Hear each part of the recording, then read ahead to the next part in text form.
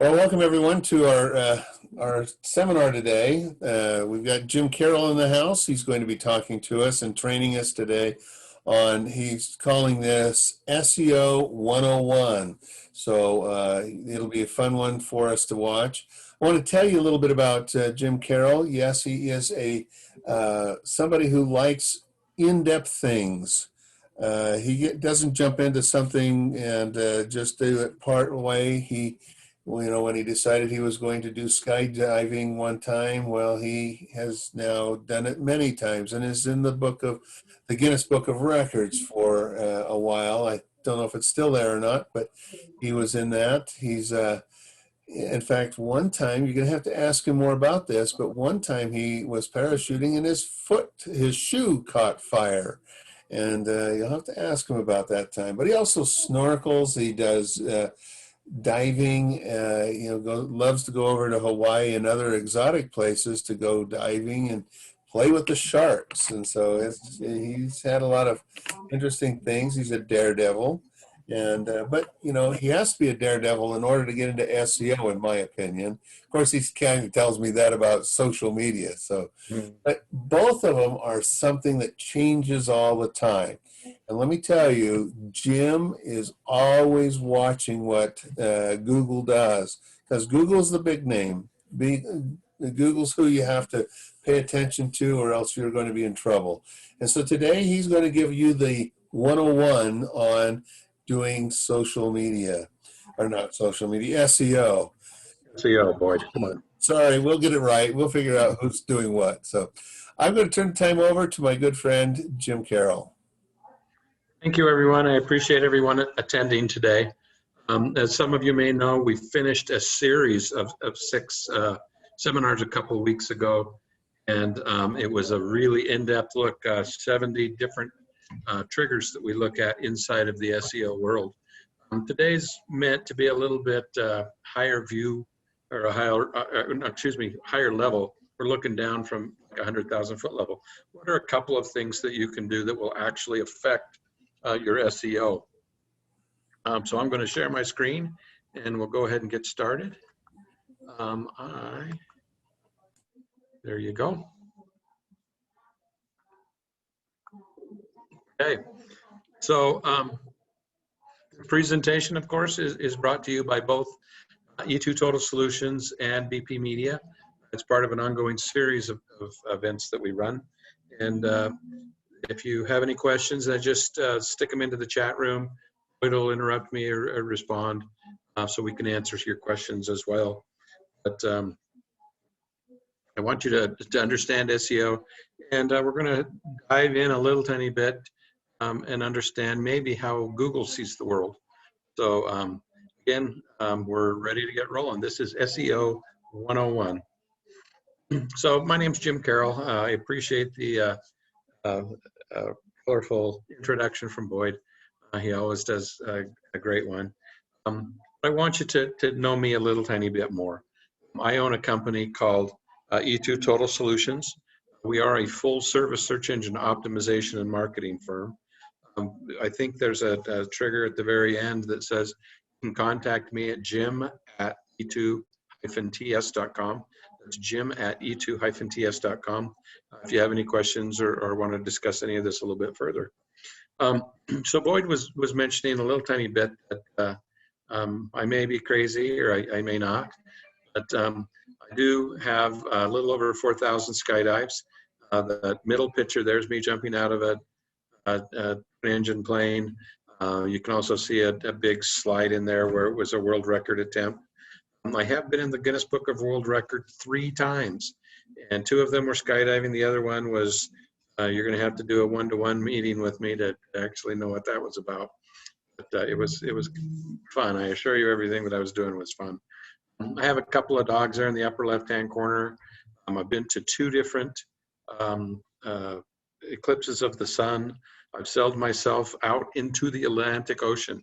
The last island that we stopped at was called the Bitter End, meaning basically that it was the last landfall. You go east of that at all, you're crossing the Atlantic Ocean. And so I've sailed around a little tiny bit, places like Africa, that picture of the sunsets, of course, Hawaii. I did live in Hawaii for a couple of years after college, and then of course that's where Buddha started to influence my life a little tiny bit. So that's some of the things that I do or have done that kind of make me me. The next things that I wanted to mention is you might think this I'm a bit of a madman, and it's true. I'm passionate about most things that I get involved in, and regardless of whether it's something web related or skydiving or scuba diving, I as Boyd mentioned, I jump in with both feet. Keeps me a very, very busy guy, but I love doing it all. Jim, Sir. so you're a serial entrepreneur. So you make cereals? Make cereal, that's correct. I wondered if somebody would catch that. So, Yeah. So so the reason I put that is because I was started my first business when I was 17. So I've been a serial entrepreneur for the longest of times. I did have and I will tell you this. This was part of a great conversation we had the other day. Um, how many people start businesses and consider themselves entrepreneurs? And I was 17 when I started my first business, and we ran it for a couple of years, but it ultimately failed. And I think the thing about being an entrepreneur is it's okay to fail sometimes. There was a lot I didn't know about the business that I put into. We bought some equipment, and we were really a sales organization. And I think a lot of companies kind of suffer with that a little tiny bit and don't realize that you can make the prettiest widget, but you have to be able to sell those as well. So that was where we suffered a little tiny bit. We had production people and no real salespeople. So we teach seminars on that, Boyd and I as well. So you should check out bpmedia.com, and we always have an upcoming seminar. I think maybe between now and Christmas we have at least 8, maybe 9 more seminars before the holidays. So at any rate, I did start my first business when I was 17. I've had a couple of corporate jobs, the 2 that are worth mentioning. I worked for American Color Graphics, which is the nation's largest web printer. My only client inside that organization was American Stores.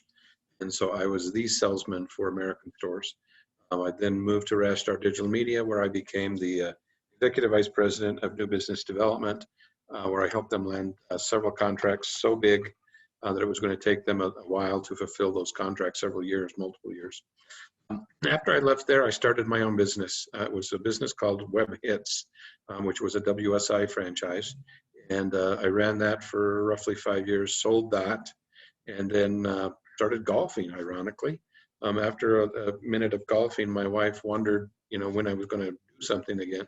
So she kind of prompted me to start a company, and I chose hosting as my chosen profession. And I ran that for about 7 years. I sold that and started golfing again. And my wife, had lost her sense of humor by that point in time and told me to really go get another job. So I started another company called E2 Total Solutions. It's the company, of course, that I run today, and that was 13, 14 years ago now. So I really do enjoy it. I'm passionate about it. And the thing that's refreshing is that it's an SEO company. Again, we're a full service SEO company, and the industry changes every single day. So it's fascinating. It keeps me engaged, and I love doing it. So several months ago, and we were doing this presentation in October, but I guess it was back in February or March, the whole country got shut down, and we started doing business from home. It has some great examples of doing your own search engine optimization. So people are trying to do it themselves. They're trying to figure it out. In the meantime, maybe they're their feet up and they're trying to figure it out, or they're racing off to the fridge, whatever it takes. But it's a complex puzzle. So this program today is designed to give you some simple things that you need to do. And I've got some examples, of course, in what we need to do. But first, we're going to look at a graphic I use all the time, and it's called Awesome Optimization. And you can see basically it's a big pie chart. It's broken into 3 different categories. There's the on-site content, there's the reviews and social media section, and then the link building section. The reviews and social media section, I think sometimes is almost referred to as off-site optimization. We'll dive into that a little tiny bit more later on, but there are things that affect how your site ranks that aren't directly on the site.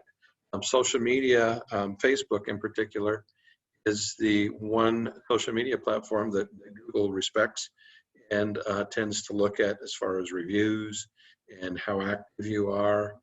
A lot of things happen on Facebook in particular, now maybe Facebook and even Instagram. But you can't ignore any of the other social media platforms. The 6 maybe that I pay a lot of attention to are Pinterest, Twitter, LinkedIn, YouTube. YouTube's obviously owned by Google. So do you think you must get credit if you are active on YouTube? So all of these things kind of play together. The on-site content is mechanics, basically. What is your meta description? Do you use alt tags? Do you have the appropriate H1 tags? Do you have too much HTML or too little HTML? Google looks at all those things. When the spider crawls the site, they can see the back side of the site, and they know if you have miscellaneous or errant HTML. So you should clean all of those types of things up. Additionally, do you blog on a regular basis? How often do you post fresh content? Does that fresh content include evergreen content? All of these things play into how Google sees the site, and consequently how the site gets indexed or put in that great big pile of websites that Google has to control. The final kind of straw is link building. Many of you might not know this, and so I'll mention it. Link building was the core of what Google was founded on. They were competing at the time, and I should mention also that Google just turned 22 years old. They just had their 22nd birthday, so it's been 22 years that we've been playing with Google. Back then, you have to think, who were the search engines? MSN was certainly a search engine. AOL was a search engine. All of those search engines worked by making you popular or keeping you popular if you were already popular, which is really kind of a silly way to go about things. So the 2 founders of Google thought long and hard about how they should make their algorithm work so that it rewarded people that deserved to be rewarded. And the best thing they could come up with, and it's proven to be true today, is if you have appropriate links, then they would make you a little bit more popular than the next guy. If you follow my cursor a little tiny bit, you can see that a link coming from deep inside of a site to another link deep inside the site actually has more credit. You get credit for being a lot of things. You get credit if you're a .edu versus a .com.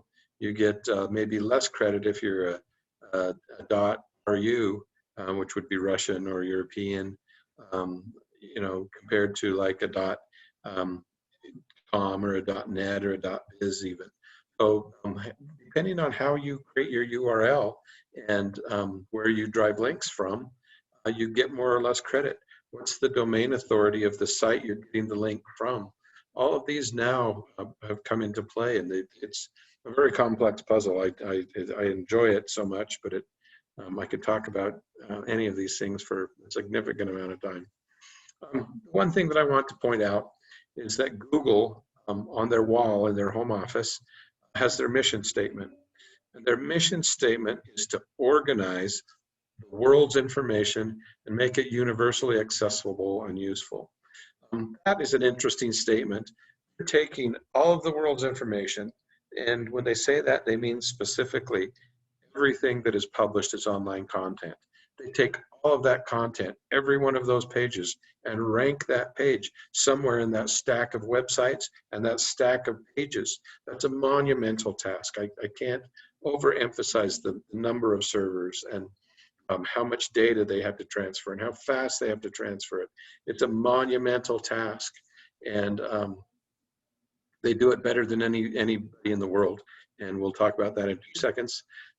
Next, I wanted to point out Amazon. Amazon, Jeff Bezos is certainly the richest man in the world. And their mission statement is completely different than Google. Their mission statement is to continually raise the bar of customers' experience by using the internet, basically by helping them buy anything. They want to be the Earth's most customer-centric organization ever. And when you think about all of the things that they're involved in, everything from just purchasing stuff online to they now have launched, I guess, a couple of grocery stores.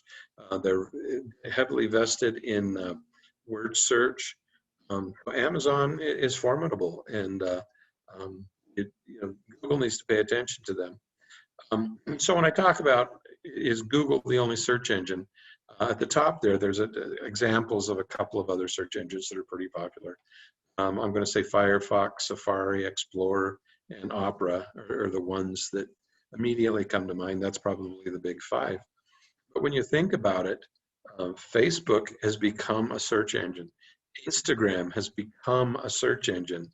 Overstock, Pinterest, eBay, and especially Amazon, those are all truly search engine.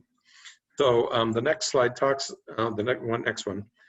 This is basically how Google dominates their competition. When you talk about straight up search engines like Yahoo or Microsoft, this is how they play, the level that they play on, I should say, and this is where Google is.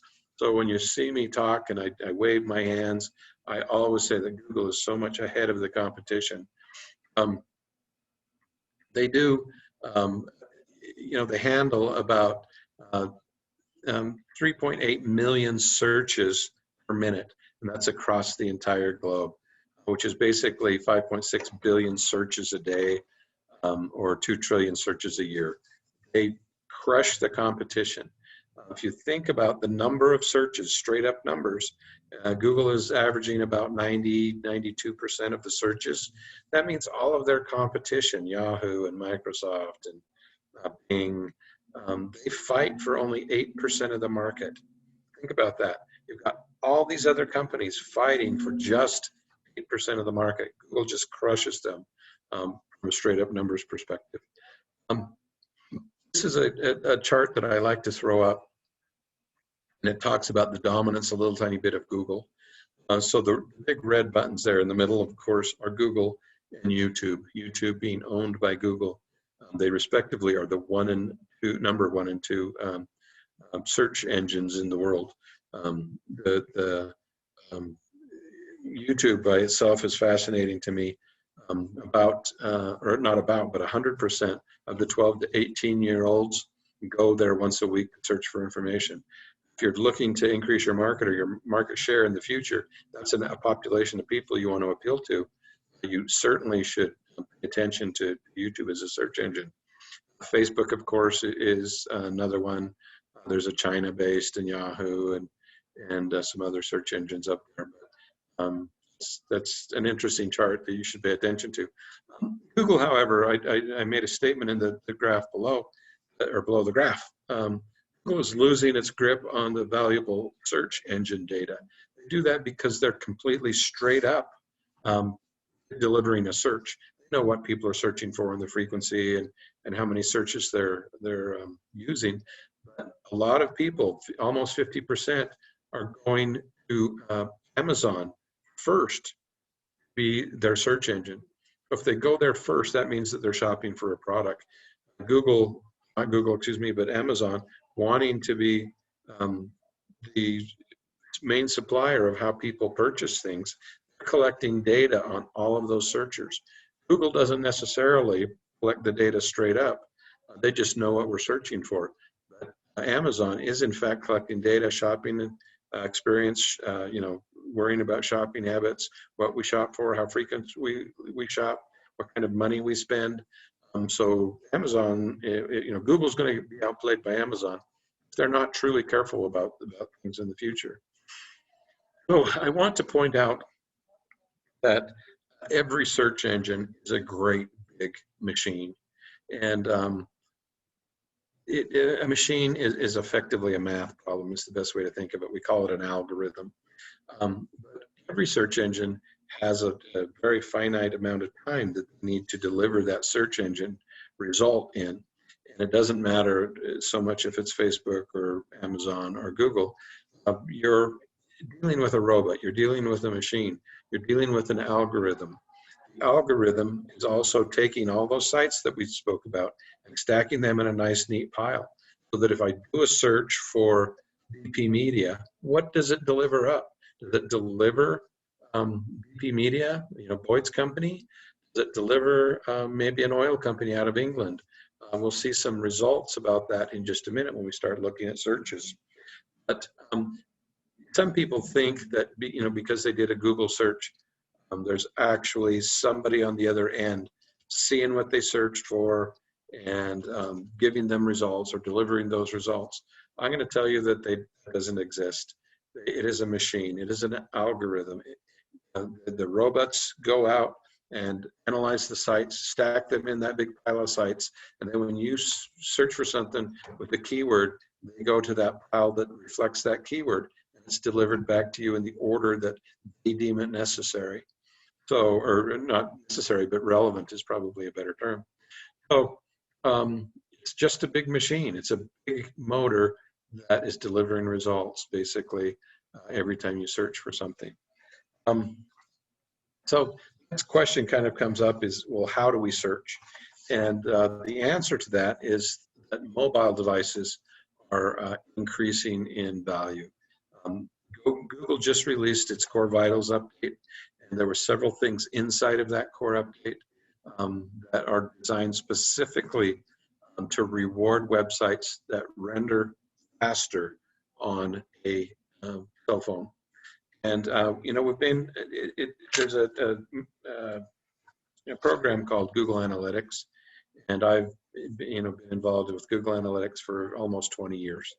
And one of the things that they track is whether the search is coming from a desktop, or a search is coming from a tablet, or the search is coming from a cell phone. And it always was like 80 or 85% desktop, 20 years ago, or many years ago. And it's been evolving so that now the greatest number of searches all happens on cell phone. Almost across the board, every client, every industry, I've seen it flip-flop from desktop searches to cell phone searches. It's a fact of life that we all carry one with us. It doesn't matter if you're searching for directions to a restaurant or a coffee shop, if you're buying a shotgun, or whatever it is that you're buying, tires, it doesn't matter. You can search, and say, tire stored near me, gun stored near me. All of these things are relevant, and Google can deliver results and then make it give you directions on how to get to the nearest store. It's really, really changed. It's become the reverse of what it once was, where you used to have to get a desktop, get an address, then figure it out. Google's making everything that it can easy for you to see and get results and drive to a store and buy it. They're doing everything that they can to make this really happy for you, or easy for you, I should say. Well, we're about a half hour in, and we're just getting to the core of what I really want to talk about today. And that is the 12 basic SEO requirements for you to rank the site.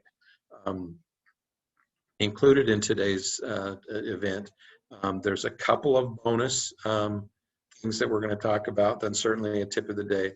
I'm going to talk about each of these, so I'm not going to read you that list, but we're going to dive in and then talk about maybe each one. So the first two on the list are secure HTTPS. And you can see over here that my website has a secure HTTPS. S signifies, a secure socket layer. But what that means is that it's encrypted, basically.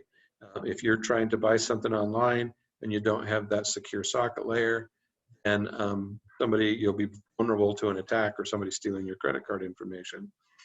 There's one more thing about that that's horrifically important. That is, Google has said outright, they will not render a site in an organic search if it does not have that secure socket layer. Google wants every site to have security on it. And so this is the company, E2. That's my company. It has the secure socket layer. This is a company called Soul Seed Academy. And it comes right up and it tells the viewer in the search window that the site is not secure. So I would recommend that Soul Seed Academy certainly get an SSL certificate attached to their website. Most hosting environments, they're free or very little cost. When I owned my hosting company, that was prior to Google actually demanding that everybody have the SSL.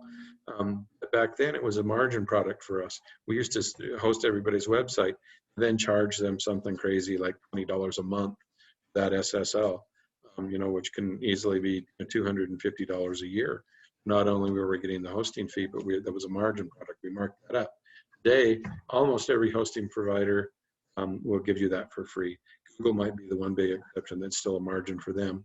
But most reputable companies, I would say, will get you that for free.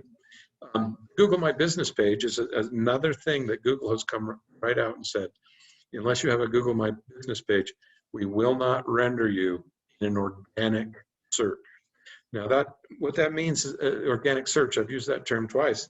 That means that you can type the URL in and it will give you, so if it's bpmedia.com, it's going to render bpmedia.com.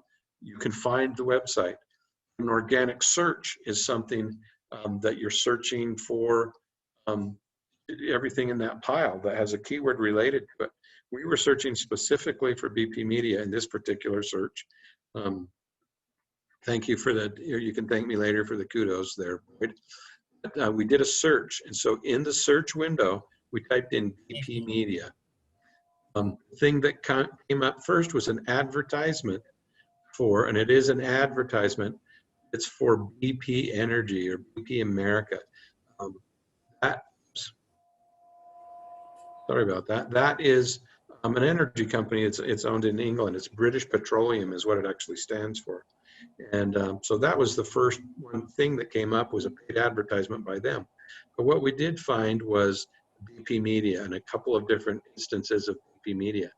This actually is a screen. I don't know why it's doing that. A screen grab of their Google My Business page. So there's some great information on the Google My Business page. It tells you that they get great reviews. It gives you a phone number. It tells you their hours of business. It gives you an area that they work in. There's a lot of great information that happens on a Google My Business page. And every one of you on your website should actually have a Google My Business page. Items 3 and 4 have to do with the site being mobile friendly. And then we'll talk about age authority and domain authority in just a second. But this particular company on a desktop, it got 31 out of 100 in the score of when I was testing it for desktop speed. And you can actually see down in here how long it takes for the site to start to render.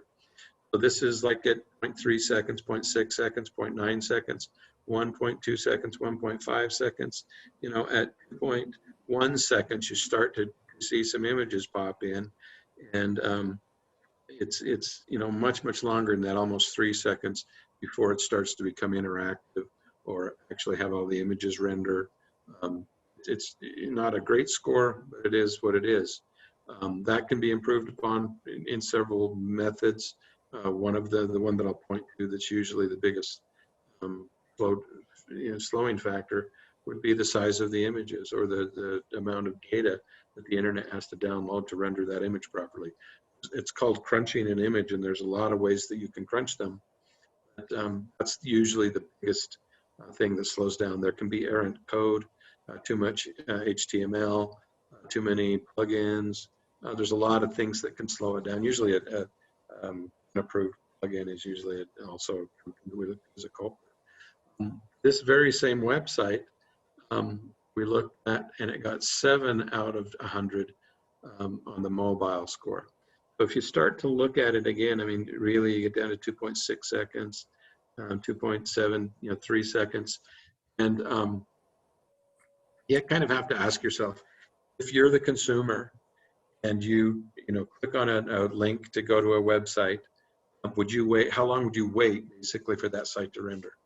And I recently did a scan and the website took 29 seconds for it to render. And that the first paint was like at 23 seconds and the rendered in 29 seconds, which is horrific. Nobody would wait almost half a minute. Usually if it doesn't come up in the first second or two, then you're going to just move on to the next website. We're so fast it's called bouncing. We're so fast to bounce and move on to the next website or click the next link. We just don't have the patience to wait for anything to load slowly. I got into a conversation just this morning about 5G, and the whole point of 5G is to make everything faster. Certainly we want all of our websites to render faster. We want every phone to be faster.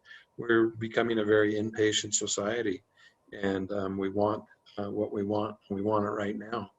So being mobile friendly and having great desktop speed is an important part of having good SEO. The domain age and URL authority are an interesting little animal. I'm helping a guy. It's a new startup business, and we're building the site from scratch. He called me and said, "Jim, I've decided on the name of my business. We're going to call it, Twisted Wrench Auto, and can we buy that URL?" So I did. While I had him on the phone, I poked around for a minute. We could find one. We found a Twisted Wrench Auto is what it is. It's twistedwrenchauto.com with hyphens between twisted and auto and wrench. And so he went ahead and bought that URL, and I asked him the question, how long do you want to buy this for? And his answer was, well, of course, for a year. And so when I started to explain to him that Google looks at that, and basically when you buy it for 1 year, you're telling Google, I think I'm going to be in business for 1 year. And he said, well, I'm not going to be in business for just 1 year. And I said, how long are you going to be in business for? And he said, I don't know, 5 or 10 years. And I said, well, then let's buy a domain age or a domain name that's going to reach out for 5 or 10 years. So we bought one that is 5 years worth. It wasn't expensive. I mean, it's roughly $100. But now you're telling Google, hey, we're going to be in business for 5 years. The adverse side of the future domain is how long have you had that domain? I've had my domain name for I guess 14 years, probably 14 years. So I get a little bit of age authority. I get some credit for a new SEO company. So the domain age, how long you've had it, how many maybe links drive to it. There's other URLs that are E2 related. I have e2-ts.com I've had for 14 years. I also bought E2 Total Solutions spelled all the way out. I have E2 students, and I have E2 student sites 1 through 10 that I use those for developmental spaces. I have E2 test. I have a test website that we go and we break it all the time. We do everything we can to break it. That domain has also been around for maybe 13 years. It gets a lot of cred just because it's been around a long time. The URL authority is basically a designation that's delivered by Moz, M-O-Z, and that designation basically tells the internet or Google uses that information, how much authority that site has, and that calculation is done, a little bit by age, a little bit by maybe speed, a little bit by relevant information, so you can develop URL authority. The next couple things in here are kind of interesting. Optimize content and structure.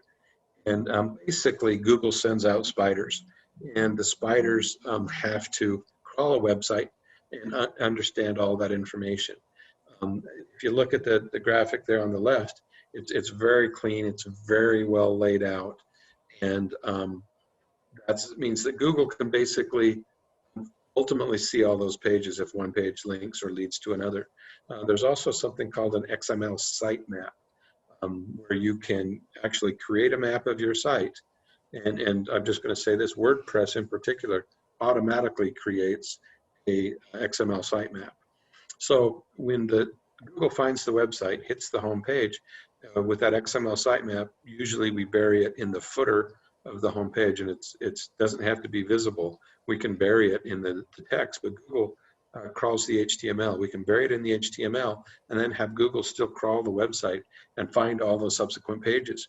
So with this particular site, it's got maybe 15 pages or something like that. Google can find now all of those 15 pages and then rank and index each one of those. There's tricks that you can do to help your optimization. For example, every site in the world has a contact us form. You think Google really needs to see another contact us form? Well, they give you credit, or they increase your SEO just a little bit by making that page what's called a no follow page. So by not telling their spider, please don't crawl this page, they thank you basically for not having to spend their resources to go find one more contact us page. And they might spend those resources on reading your blog or your services page, which is a much better page to actually have ranked than your contact us page. The next graphic talks a little tiny bit about technical SEO. And the technical SEO is a couple of things. It's on-page content. It's technical SEO, which is, it's frequently called under the hood, which is the stuff that you do in the background, the stuff that your programmer does, all of that stuff that happens in that environment. And then off-page, which you don't have any control over. So backlinking is an integral part of doing good quality SEO, and you don't have any control over it. That's exactly why Google likes it, because you can't control it. Even with reviews, you can't control who gives you a crappy review. So Google likes things like that, because nobody would link to you if your site sucked or your services suck. But will link to you if they if you take good care of your clients. Google ultimately sees everything from the client's perspective, and so if you're taking care of your clients and getting good reviews, responding to those reviews, if you're getting good links from authoritative sites and other reputable people in the industry, you're going to Google's going to rank you a little bit higher and take care of you. One thing that's interesting about this particular graphic is you can see a little tiny bit where all of those worlds meet. So you could have great technical SEO and the off-page SEO, and that's what's covered basically in this little color here. The same would be true of on-page and technical, or on-page and off-page. To get all three of those things working together is really, really a sweet spot. That's what we're going for when we try to rank a website. I've got a client that we couldn't even find his site in the first 100 pages on the Google for his particular thing, and that was last spring. And right now he's got multiple keywords sitting on the second page. So we still haven't busted through the first page. It's a very competitive industry. We've gone from not being able to be found, which would generally mean positions 2 or 3, 500 deep, to second page. And it's not, I want to point out that it's maybe not an instantaneous thing. It doesn't happen immediately. You have to make the changes. Google has to call the site and then understand the changes and then put it up in that pile of websites that we keep talking about. So Google is taking care of him, and it's moving him up. But the thing that shocks people when I show them this is how little that sweet spot is. You can do a lot of things around it, but you get all of the pistons firing and being on the same page. That's exactly what we're trying to do, what you want to see. So I mentioned user experience a couple of times, and Google sees everything through the user's eyes. And so if you have a website, for example, I think for this particular website, I searched for women's shoes. And so this was a search for women's shoes. And look what immediately came up. This pop-up called Guilty Souls. And they want me to enter to win a free set of shoes. And so they're asking me for my name and my email address. That's a very typical pop-up ad. And so basically they're asking you to subscribe to their newsletter. Once you click that subscribe button, you're basically giving them authority or approval to go ahead and market to you. The thing that's interesting about this is I did a search for women's shoes, and what came up was a pop-up ad asking me to join a email list. And that creates a barrier between the consumer, the user, and website. I requested information on women's shoes. They put a barrier up that says, check out my email list or sign up for my email list. Google just did something called a Core Vitals update. And that Core Vitals update was designed specifically. That's where they changed to do a major change to that algorithm. That was done specifically to destroy websites, not destroy, I should say, but to not rank them as highly as websites that don't put that barrier in front of them.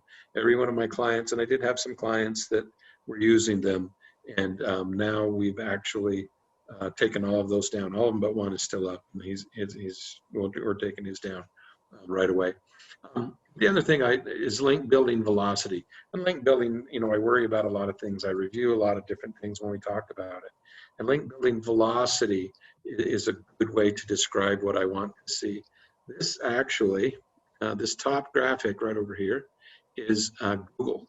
And it's the number of links that Google has. And ironically, this is funny, is that they are losing value because they have a diminishing number of links, which I found absolutely fascinating. This particular client is not a big client, but you can see he's actually building the velocity, building his number of links. There was a peak that happened here. But overall, he's got an upward trend, a velocity-based trend. The same thing's happening here as far as referring domains and external backlinks. You can see that there's a positive velocity. They're moving up in value or up in credibility. Sometimes I call it cred. That's what they're doing. They're actually moving up.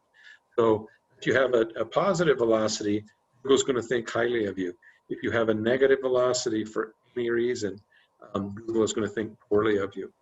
You can, if you want to have a one-to-one with me, we can talk about that in length. I've got clients actually seasonally, and I'm thinking of an insurance company. This is the insurance sign-up season.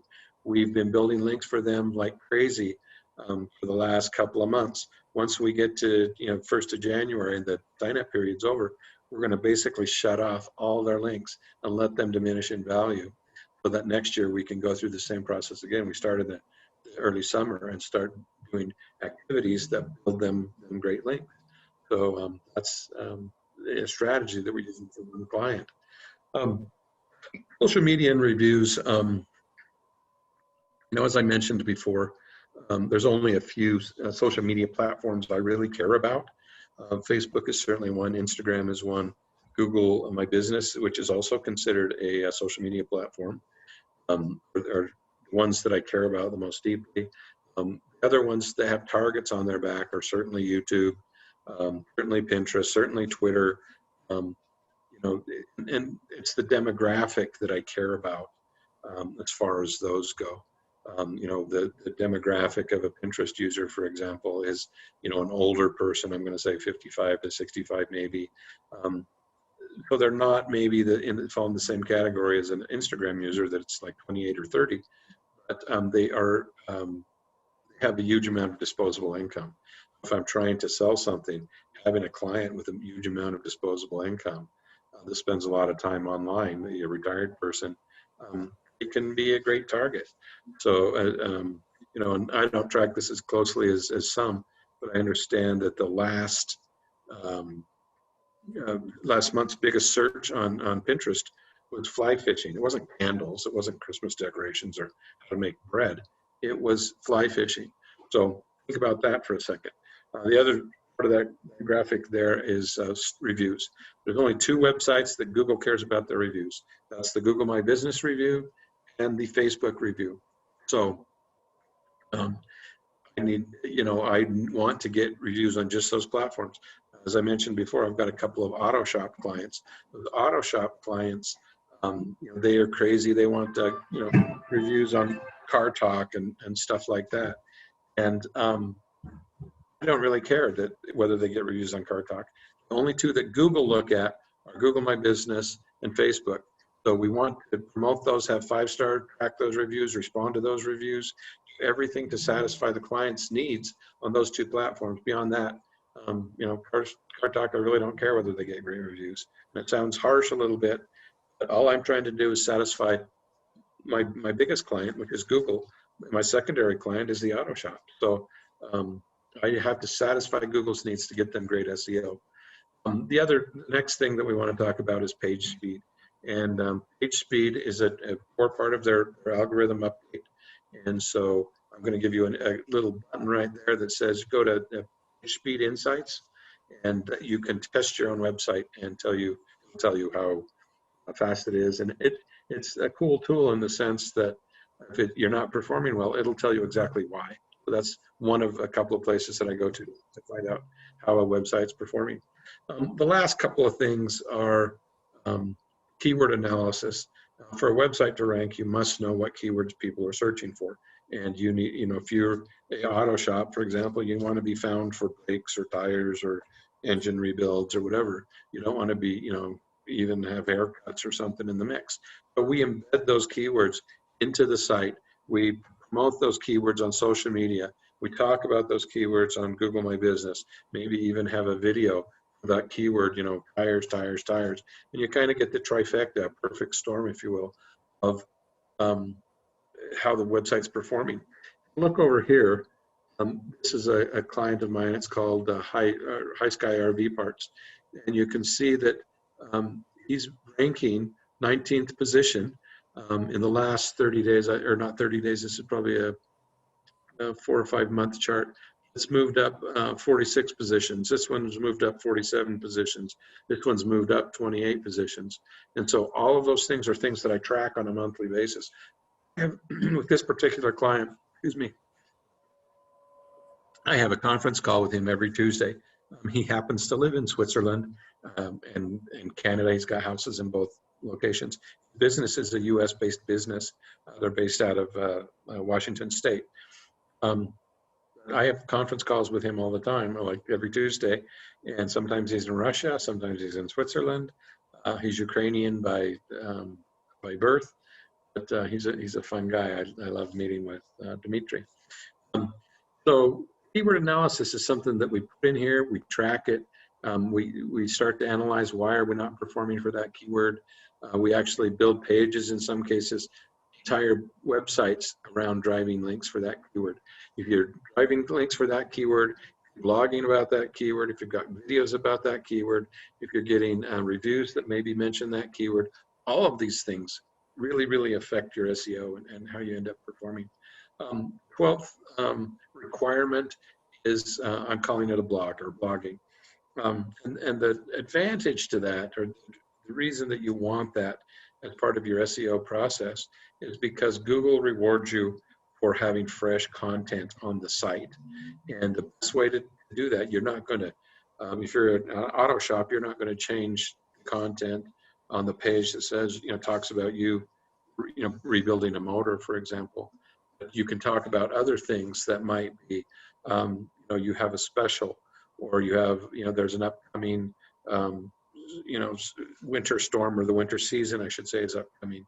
You talk about having your tires prepared maybe for the upcoming season, having your battery checked, some of those things. That's all fresh content.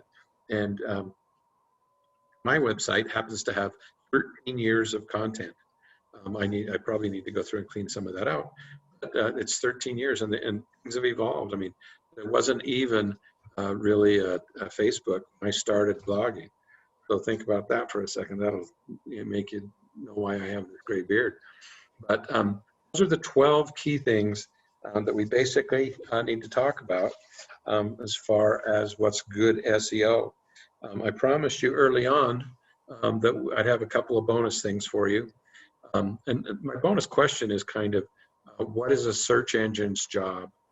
The search engine's job is to deliver results to you, and they only want to deliver the best results. I mentioned the Core Vitals update.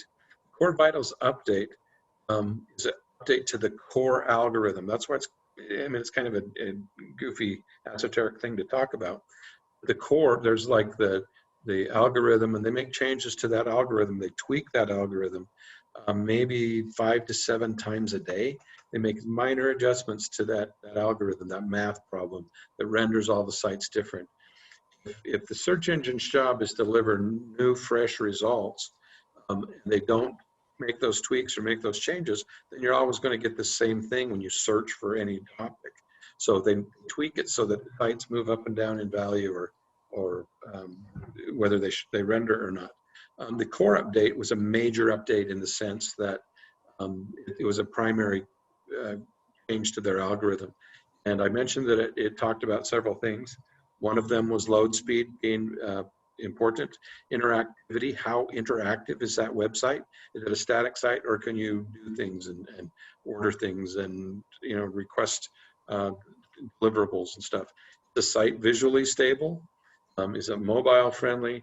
Does it have an HTTPS and no pop-ups? Those are all things that we've kind of talked about through the presentation here today. The bonus number 2 is it's called the NAP proposal, and basically it's short for name, address, and phone number. If your Google My Business page doesn't have it, if your website doesn't have it, you're going to be in a big amount of pain. I can't tell you how many websites I go to and there's no phone number on the site. I mean, you can't even go to the contact us page and find a phone number. Some people think that they're just going to throw something up there and stay invisible. Well, it doesn't work that way. Google wants you to be interactive. They want your clients to be able to find you. They want you to be able to be found. So these are all parts of the NAP proposal that we call it. So put please put your name and your phone number on your website. The other thing that I want to talk about is, this is my tip of the day, and I'm going to tell you straight up, it's okay to spy on your competition. If you have a competitor that is outperforming you, take a look at their website. It's a pretty normal function of what we do on a day-to-day basis, is we ask, well, who's your competitor? How are they performing? How are they doing better than you? I'll go do research, site research on a competitor and see what they're doing better than my clients, and try and beat them at their own game. This particular graphic is a graphic of Google Analytics, or GA is what it's frequently called, and you can see that in basically a 30-day time period, this customer had 45,000 visitors, and it breaks into a couple of different things. The number of sessions per visitor were 1.3.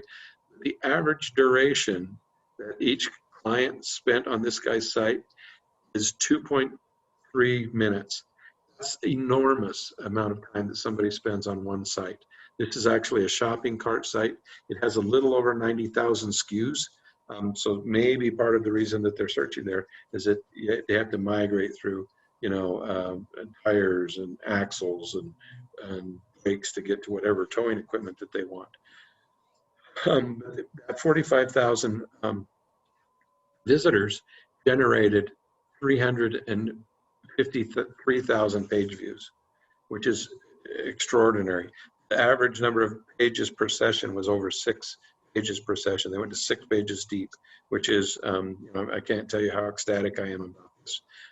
You can see a downward trend a little tiny bit in use, but that's because we're coming to the end of the RV season. So that makes a little bit of sense. We're trying to change that, but we're working on it. Really quickly, I love to use this slide. I use it in a lot of my presentations. This is the Winchester Mansion. I don't know if you know too much about it, but it's full of problem. There's stairs that go no place. There's doors that don't open to anything but a wall. The lady, the heir to the Winchester fortune, thought that as long as she was building it and made noise, that it would keep the ghosts away of all the guns that the Winchesters had killed. So she did it for kind of crazy reasons, but it was a complete mess. It was built without a plan in mind. And so I'm encouraging you to get a plan and put that in place. I want to tell you that SEO is a process, and we measure it, we adjust it, we make adjustments, then we remeasure, and then we start back again and repeat it. It's a continual process. You can't just be finished one day and say, oh, I'm not doing any more SEO. It always shows up. And it always pays off. So that's the second part is, it's a little bit of hard work, but it always pays off in the end. There's a couple of tricks that I want to tell you about here. Basically, the negative things talk about broken links, talk about spelling errors, talk about poor link diversity. Those are all negative things. Positive things are length of content, keyword density,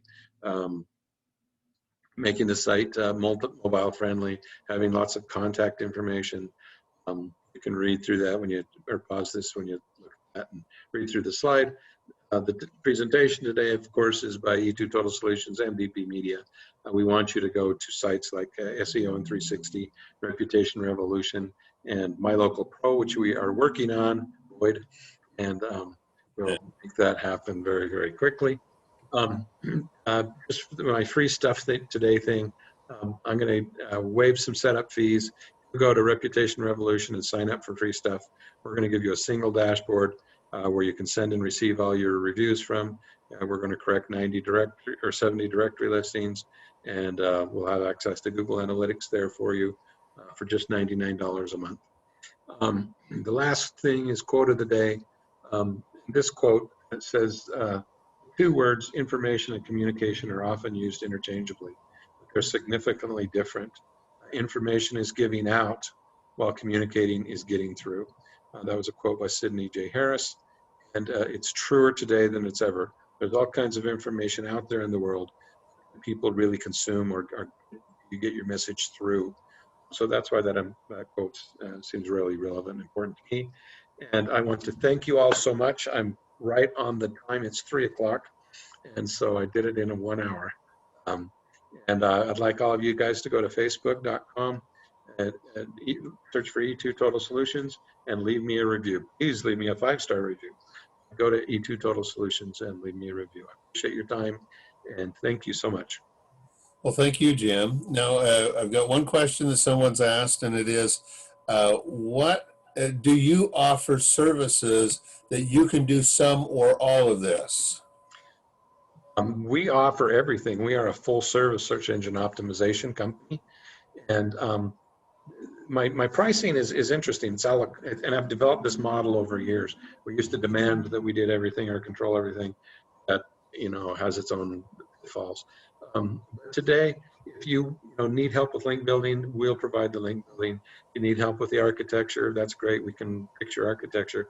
But if you've got a daughter, for example, that loves social media, we'll help them do social media, hopefully with some input by Boyd, and Boyd will do some training so that we know that she's doing it appropriately or properly.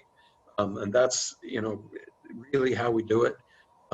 Anything that you want to do, we'll let you do. But I'll kind of keep an eye on it and make sure that it's done properly. But, if you want to do your own blogging, great, blog away. But if you want us to do it for you, we'll do that too. Every one of these things we've spoken about, we actually do for clients, and every client is a little bit different. Some people want us to do it all. Some people don't even want to know that they have a blog. Other people want to do their own blog. So we can work with you and create a program that's unique to you. And one thing I want to mention to people, because I work with Jim a lot on this, is that you can do any of it you want, and he's teaching you these things so that you can do what you want to be able to do. But if there are things that you just simply don't want to get into because, well, they're too complex, or maybe you're running out of time, whatever it might be, Jim can do those things. And so that's the cool thing about this. And it's really cool that he would teach all of these things so that you can do it yourself. Most of these SEO companies want to make it a mystery so that you have to use someone, pay them $3,000 a month That's not what this is all about. This is about you feeling comfortable with the company you're going to work with, but you're also going to be able to do it yourself. I'm one of those people that have to know somewhat how it's working, why it's working, what's going on. And I turn things over to Jim when I need to. And I just don't want to have to do it all myself. But I can do a lot of it. And I do a lot of it, and Jim does some. So that's how it works. Yeah. Everyone for being here today. I don't see any other questions, and I want to say thank you, and I'll get this up on YouTube for people to see. Thank you, everyone. I appreciate you coming.